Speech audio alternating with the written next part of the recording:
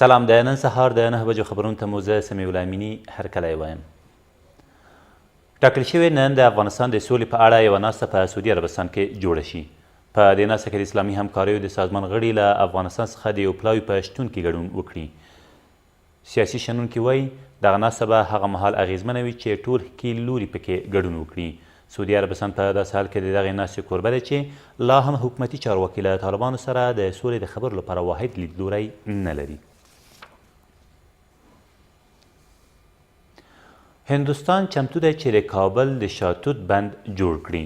دغه مطلب د هند د بهرنیو چارو وزارت مرستیال ویجای ګوخال له ولسمشر غني سره په کتنه کې څرګند کړه او همداراز یې له افغانستان سره د خپل هیواد د همکاریو د دوام ډاډ هم ورکړ. ولسمشر غني له افغانستان سره د هند له دوامداره همکاریو مننه وکړه او د شاتوت بند جوړول یې د کابل د خلکو لپاره ګټور وباله. د ولسمشر ماڼۍ د خبرپاڼې له مخې د هند د بهرنیو چارو وزارت مرستیالو ولسمشر غني ته بلنه ورکړه چې هند ته سفر وکړي او د ولسمشر له لوري هم ومنل شوه.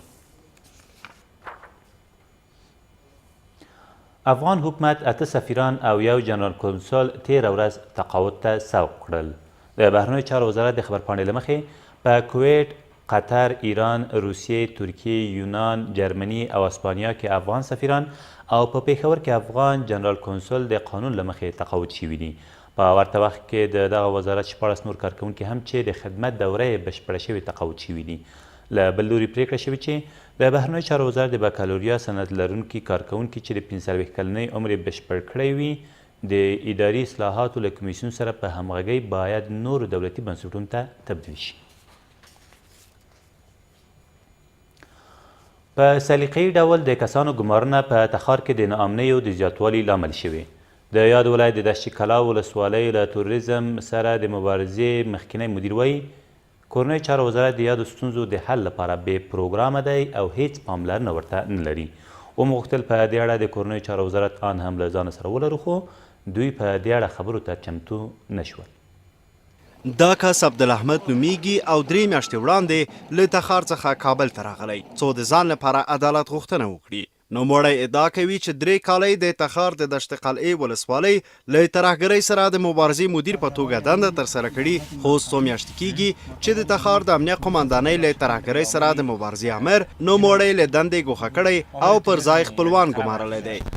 در شرایط ناامنی و جنگی بالای وظیفه خیش حاضر بودم. هیچ نوع غیر حاضری نداشتم تا آخر سرطان معاش خود اخذ کردم.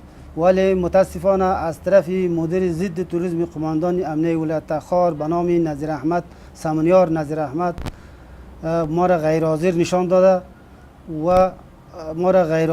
داده از بس منفک کرده و نزدیک اقارب خود به نام سید نصیر را تعیین کرده و در پلوی خود گرفته در شعبه خود فعلا در جای ما روان نکرده. نوموړی داسې سندونه په لاس کې لري چې د تخار په امنیه قمندانۍ کې له بې عدالتۍ پرده پورته کوي. و یوازې من یک نفر به نام سید نصرالله اقارب نزدیک خیش بوده او را تعیین بست کرده. تا هنوز در پلویش در قطعه گرفته ولی در جای ما در ولسوالی نرفته. ما هیچ نوع غیر حاضری هم نداشتیم. ما بالای وظیفه خود حاضر هم بودیم. د ادعا کوي چې د تخار په امنیه قمندانۍ او کورنیو چارو وزارت کې د اړیکو له مخې ګمارنې د دې لامل شوي چې د یاد ولایت په بېلابېلو برخو کې ناامني پراخه شي. خود مدیر توریسم اینمی فعلا دمی د سقوط دشت قلعه از پرسنل قماندانی را چند نفر به تعدادش برد در وظیفه. قماندان بولیک ما مرن زخمی شد اونا فرار کرد هیچ در طرف قماندانی نیامدن از قماندانی خودش دور کشتن. اینجا نفر کم ماندن داخل قماندان علت دمی بود که سقوط کرد. بلخوا پوځي شنونکي وایي افغان حکومت د امنیتي ځواکونو پر وړاندې سمه کړنلاره نه لري. معاشش به وقت زمان نمیرسه، عیاشیش به وقت زمان نمیرسه. در همون سنگر بیچاره داد میزنه ولی با کمک کس نمیرسه چون خویش و قوم کسی نیست. از همون خاطر است که دشمن از این استفاده میکنه و یک منبع بی اتفاقی خوب برای دشمن است که اینا رو با هم بی اتفاق بسازه. هڅه مو وکړه چې په دې تړاو د کورنیو چارو وزارت آن هم له ځان سره ولرو خو په دې کړنې بریالي نه شو. په داسې حال کې په کورنیو چارو وزارت کې د بې عدالتۍ خبره کیږي چې اوس مهال په یو شمېر ولایتونو کې د افغان امنیتي ځواکونو او طالبانو ترمنځ نښته روانه ده. او د افغانستان او هندوستان ترمنځ د سیاسي او امنیتي همکاریو په اړه د ګډ کاري ګروپ 3مه ناسته تېره ورځ په بهرنیو چارو وزارت کې ترسره شوه.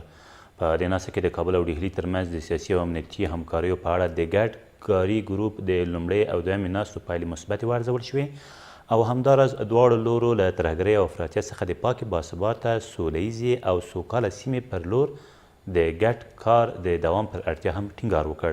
په دې ناسته کې همداراز پریکړه وشوه چې د دغه ګروپ څلورمه ناسته دې په 2019 کال کې په نوي ډیلي کې ترسره شي.